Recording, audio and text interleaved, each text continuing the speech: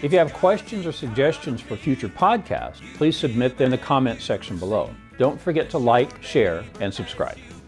Tax policy and the poor. Hi, I'm Dave Arnott, the Christian Economist.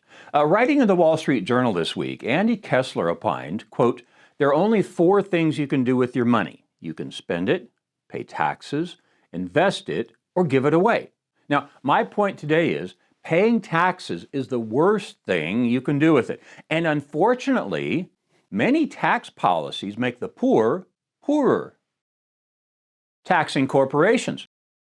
Another article, this one in the Epoch Times, says White House committing to raising taxes in Biden's forthcoming budget. It quotes Press Secretary John Pierre saying President Biden would propose, quote, tax reforms to ensure the wealthy and large corporations pay their fair share while cutting wasteful spending on special interests like big oil and big pharma, end quote. Okay, let me pick the low-hanging fruit first. When the government takes your hard-earned money via force and spends it on some foolish climate control boondoggle, they call that investment. But when tax breaks are given to oil companies, they call it spending. Do you get that? According to the president's press secretary, not paying taxes is spending for the federal government. Why? Because she assumes the government owns all the money and just allows individuals and corporations to keep some of it. That's the only way you could consider a tax break as spending. But on to my main point today, which is when you tax large corporations, that raises the prices they charge for goods and services they supply. So when they tax that large corporation called Walmart, prices go up for the poor. Same thing for Dollar General and Kroger grocery stores. Taxes are not paid by corporations. The increase in costs gets passed through to the consumer. And it's a regressive tax because poorer consumers spend a higher percentage of their income on the taxed goods. Property taxes. You might think that property taxes only apply to relatively wealthy people who own large homes, but everyone has to live somewhere, and when property taxes go up, those increases are passed on to consumers who rent houses and apartments. Even those living in Section 8 housing that is funded by the government will incur increases in rental costs because the taxes are passed through to the consumer.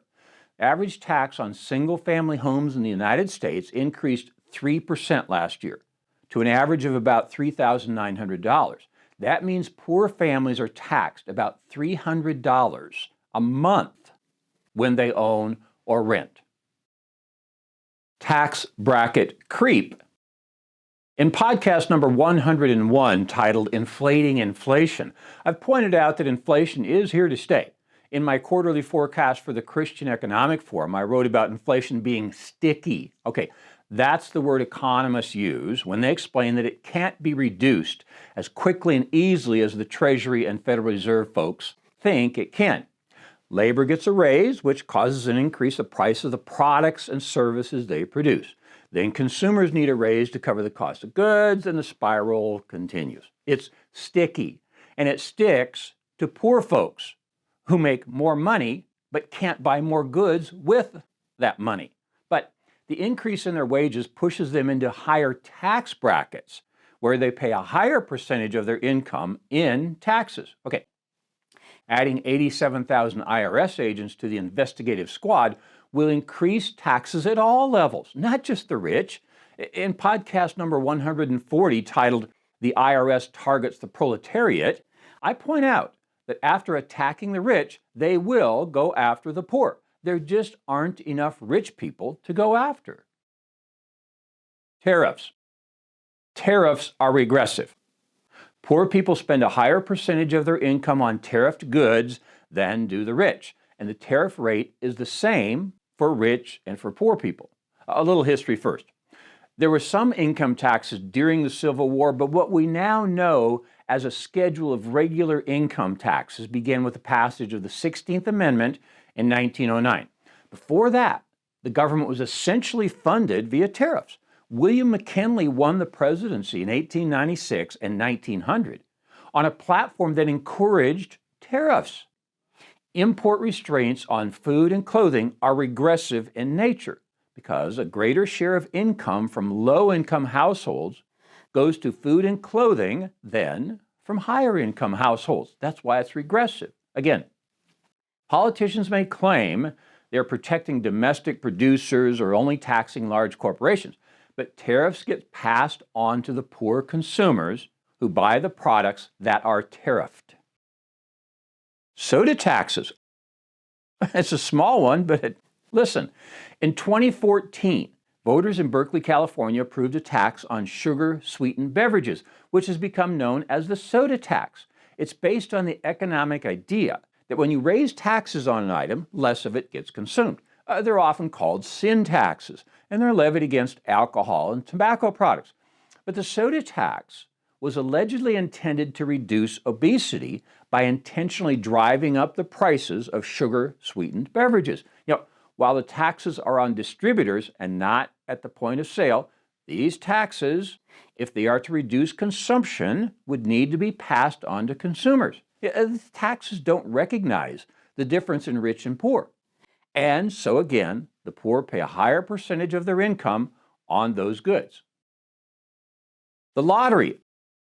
Here's an exercise I've explained in my class at Dallas Baptist University a few times. Picture a roulette wheel. There are 18 red categories, 18 black, and 2 green.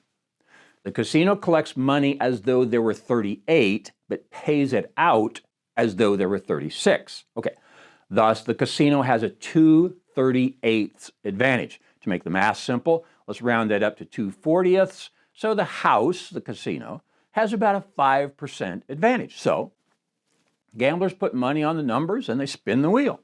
House pays back 95%, keeps 5%. Want to play again? House pays back 95%, keeps 5%. Slot machines are in the same range. They pay back somewhere between 82 to 98% of revenue, depending on how they're set by the operators. I'm trying to keep out of the statistical weeds here, so let's assume the casino keeps about 5% on all its games. How much do state lotteries keep? If you play the lottery, you should know. And by the way, there's a reason they call it playing the lottery. Most of my students are astounded to find that the 44 states who sponsor lotteries have an average payout of only 62 cents per dollar of revenue. They keep the other 38. That's about 7 times more than the casino keeps. In Texas, the state lottery, they keep half. I've often been behind a lottery ticket buyer at a convenience or grocery store, and I want to say to the fool in front of me, hey, you know when you give that clerk $10, she's going to give you 5 back? Which, if the 2 players are the state of Texas and all the Texans playing the lottery, is factually true. As a group of Texans playing the lottery, you get half your money back. So I want to suggest to the player in front of me, meet me in the parking lot. I'll give you $7 back for your 10. No, I'm feeling generous today. I'll give you $8 back. Matter of fact, call my cell phone anytime. I'll meet you in the parking lot with the $8 offer. Yikes. You mean individuals have a 10 times better chance of winning in a casino than in the Texas lottery? Yep. That's why only states can do it. For-profit casinos are denied those kinds of odds by law. Low-income individuals are more likely to play the lottery, yet are less likely to benefit from the proceeds of the lottery. In a 2011 literature review, Kent Grote and Victor Matheson of the College of the Holy Cross note that researchers have found that those with low levels of education, among other groups, are more likely to purchase lottery tickets, and studies uniformly find that lotteries represent a highly regressive form of taxation. Yet wealthy individuals and regions tend to benefit disproportionately from money earmarked toward cultural programs and education, potentially exacerbating the regressivity of the revenue side of lotteries. In conclusion, the American dream is something to which all can aspire. While it is not the government's role to guarantee success to any Americans, the government should certainly not implement policies that make it more difficult to make this dream a reality for the poor. Yet, too often, that is precisely what the government does. This nation is filled with success stories of people escaping poverty, but those stories seem to be getting fewer as government has grown. As I pointed out in this podcast, in many cases, governments promote barriers to progress. Just getting government out of the way could make a huge difference in these examples I've cited today. All levels of government, local, state, federal, need to look honestly at how they contribute to the poverty problem. Then they can become part of the solution. I'm Dave Arnott, the Christian Economist. Fear God, tell the truth, earn a profit. See you next time. For more information, please visit us online at davearnott.com. If you have questions or suggestions for future podcasts, please submit them in the comment section below. Don't forget to like, share, and subscribe.